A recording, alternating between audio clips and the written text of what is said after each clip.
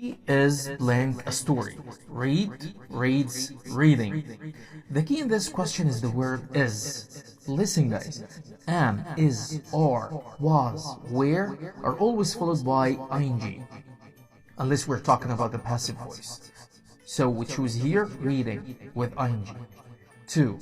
We didn't blank TV yesterday. Watch, watched, watching. The key here is didn't. Also keep this rule. After don't, doesn't, didn't, we should choose the base verb. The original verb. No ed, no ing, no s, just the verb. So we choose watch here. 3. I have blank my homework. Do, does, did, done. The key is have. And after has, have, had, we choose the past participle. Verb 3. Here we have do, did, done.